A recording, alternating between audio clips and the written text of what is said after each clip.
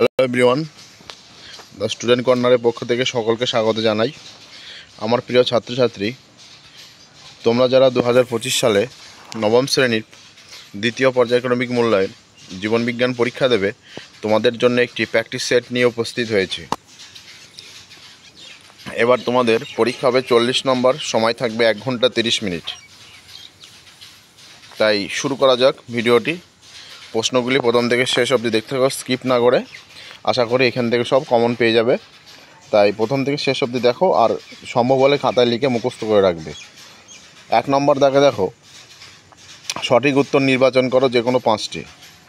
সালোক সংশ্লেষ কার্যবর্ণালী হলো বর্ণালীর নীল ও লাল অংশ। 2 নম্বর প্রশ্ন দেখো, সপুষ্পক পূর্ণ মৃতজীবী হলো মনোট্রপা। 3 নম্বর প্রশ্ন দেখো, স্পাইরাকল দেখা যায় যে প্রাণীতে, সেটি হলো ফড়িং। পরের প্রশ্ন দেখো, পত্ররন্ধ্র খুলতে সাহায্য করে কে? ক্যালসিয়াম। কে? পরের প্রশ্ন দেখো, যে উৎসেচক সন্ধান প্রক্রিয়া ঘটায় সেটি হলো জাইলেম। পরের প্রশ্ন দেখো, সুস্থ মানুষের স্বাভাবিক হৃদস্পন্দন কোনটি তা চিহ্নিত করো। 72 বার মিনিটে। পরের প্রশ্ন দেখো, রক্তে আরবিসি এর পরিমাণ বেড়ে যাওয়াকে কী বলা হয়? পলিসাইথেমিয়া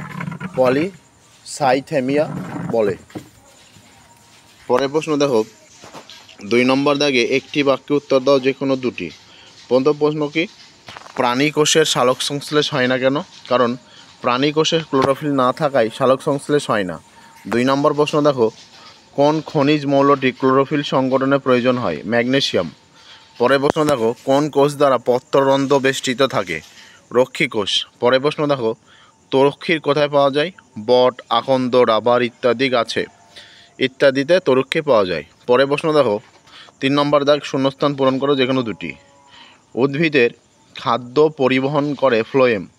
পরের প্রশ্ন, শোষণ প্রক্রিয়া মোট 38 অণু এটিপি উৎপন্ন হয়। পরের প্রশ্ন দেখো, লসিকা এক প্রকার তরল যোগকলা।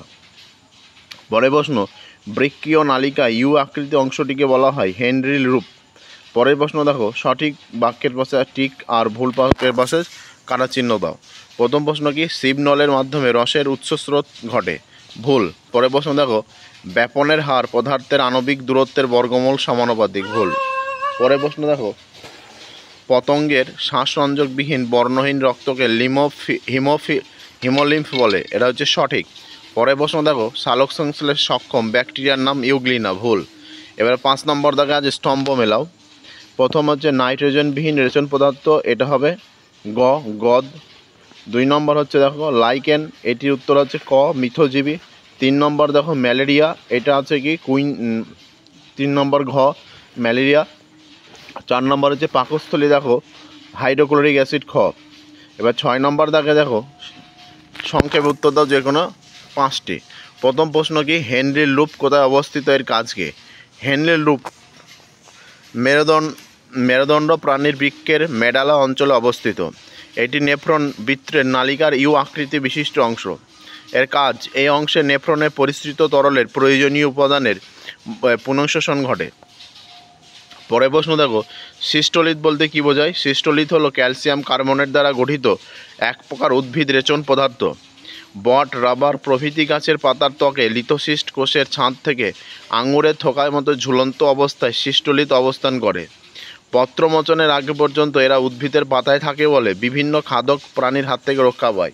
পরের প্রশ্ন দেখো, অলিন্দ ও নিলয়ের মধ্যে 2টি পার্থক্য।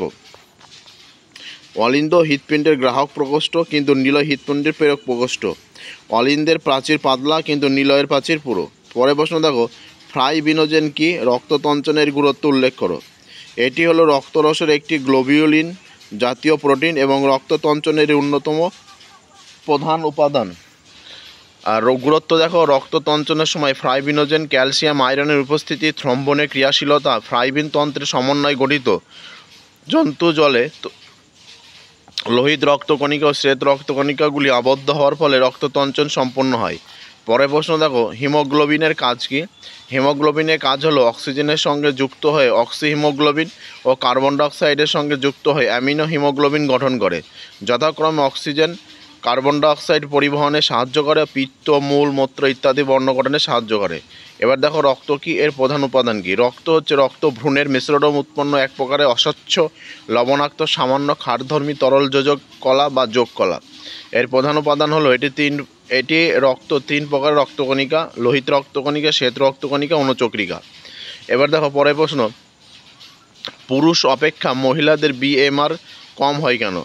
1 নম্বর পয়েন্ট দেখো, মহিলাদের দেহভর সমবয়সী পুরুষের তুলনায় কম থাকে বলে তাদের বিএমআর কম হয়। 2 নম্বর, মহিলাদের দেহে মেদকলায় মাত্রা সমবয়সী পুরুষের থেকে অনেক বেশি হয়। এই কোষের বিপাকের হার পেশিকোষের বিপাকের হারের তুলনায় কম হয়। এই কারণে পুরুষ অপেক্ষা মহিলাদের বিএমআর কম হয়। 8 নম্বর প্রশ্ন দেখো, মিথজীবী পুষ্টি কাকে বলে, এর একটি উদাহরণ দাও। যে পুষ্টি পদ্ধতিতে দুটি ভিন্ন জীব পরস্পরের সহচার্যে বাস করে এবং একে অপরের পুষ্টি, বাসস্থান ইত্যাদির জন্য একে অপরের নির্ভরশীল হয়ে পড়ে তাকে মিথজীবী পুষ্টি বা মিথজীবিতা বলে। উদাহরণ দাও। উদাহরণ হচ্ছে ছত্রাক শৈবালের সমন্বয়ে গঠিত লাইগানের পুষ্টি, মটর গাছ, রাইজোবিয়াম এর মিথজীবিতা। 9 নম্বর প্রশ্ন দেখো, সালোক সংশ্লেষ পদ্ধতি, তাৎপর্য, গুরুত্ব আলোচনা করো, এর মান 5। প্রথম পয়েন্ট দেখো, পয়েন্ট ভালো করে দেখে নাও। শক্তির উৎস সালোক সংশ্লেষ। সালোক সংশ্লেষ পদ্ধতিতে সৌরশক্তি স্মৃতিশক্তিরূপে গ্লুকোজ সঞ্চিত হয়। গ্লুকোজের সঞ্চিত স্মৃতিশক্তি খাদ্য শৃঙ্খলের মাধ্যমে অন্যান্য জীবের দেহে প্রভাবিত হয়। সুতরাং সালোক সংশ্লেষ প্রস্তুত খাদ্যের মধ্যে সঞ্চিত স্মৃতিশক্তি সমস্ত জীবকুলের শক্তির উৎস। 2 নম্বর পয়েন্ট দেখো, খাদ্যের উৎস। সবুজ উদ্ভিদ সালোক সংশ্লেষ প্রক্রিয়ায় শর্করা জাতীয় খাদ্য উৎপাদন করে। গ্লুকোজ থেকে প্রোটিন, ফ্যাট, অন্যান্য খাদ্য তৈরি হয়।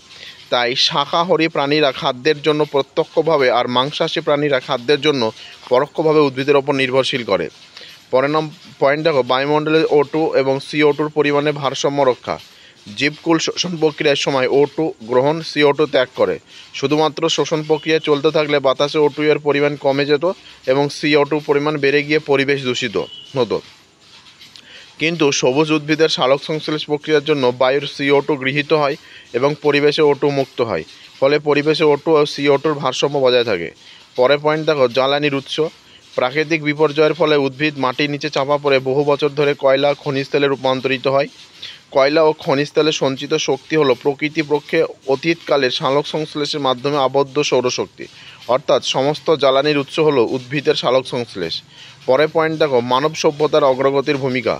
উদ্ভিদ থেকে আমরা কাঠ, কয়লা, খাদ্য বস্তু, রাবার, কাগজ, বিভিন্ন প্রকার আঠা, ভেষজ উদ্ভিদ ইত্যাদি প্রয়োজনীয় সামগ্রী পেয়ে থাকি। পরের প্রশ্নটা কি, অথবা বাষ্পমোচনের প্রয়োজনীয়তা বা গুরুত্ব লেখো এবং ক্ষতিকারক দিকগুলি উল্লেখ করো। প্রথম পয়েন্ট দেখো কি আছে, রসের উৎসস্রোত। বাষ্পমোচনের ফলে বাষ্পমোচন টানের সৃষ্টি। এটি জাইলেম বাহিকা নিরবিচ্ছিন্ন জলস্তম্ভের একটি টান সৃষ্টি করে এবং জলস্তম্ভকে উপরে তুলতে সাহায্য করে। অর্থাৎ রসের উৎসস্রোত অন্যতম কারণ বাষ্পমোচন। 2 নম্বর পয়েন্ট কি, উদ্ভিদের তাপমাত্রা নিয়ন্ত্রণ। বাষ্পমোচন প্রক্রিয়ায় অতিরিক্ত জল নির্গত হওয়ার ফলে উদ্ভিদের সতেজ ও শীতল থাকে। 3 নম্বর পয়েন্ট দেখো, জল শোষণ। বাষ্পমোচনের ফলে উদ্ভিদের জলের যে ঘাটতি তা উদ্ভিদের মূলরমের দ্বারা জল শোষণের পরিস্থিতি তৈরি করে। পরের পয়েন্ট দেখো, উদ্ভিদের জলের ভারসাম্য রক্ষা। বাষ্পমোচনের দ্বারা উদ্ভিদ দেহ থেকে প্রয়োজনীয় অতিরিক্ত জল নির্গত হয় এবং ফলে উদ্ভিদের জলের ভারসাম্য বজায় থাকে। বাষ্পমোচনের ক্ষতিকারক প্রভাবগুলি কী কী? 1 নম্বর হচ্ছে কি, অবনমন। শুষ্ক পরিবেশে জল শোষণের তুলনায় বাষ্পমোচনের হার বেড়ে যায়। উদ্ভিদ দেহে অতিরিক্ত মাত্রায় জল নির্গত হয়ে যায়, ফলে উদ্ভিদ দেহে পাতা ও নানা নরম অংশগুলি শুকিয়ে যায় ও নেপিয়ে পড়ে। এই প্রক্রিয়াকে অবনমন বলে। এই প্রক্রিয়াটি মাত্র হলো উদ্ভিদের মৃত্যু পর্যন্ত হতে পারে। 2 নম্বর পয়েন্ট কি, গ্যাসীয় বিনিময়ে বাধাদান।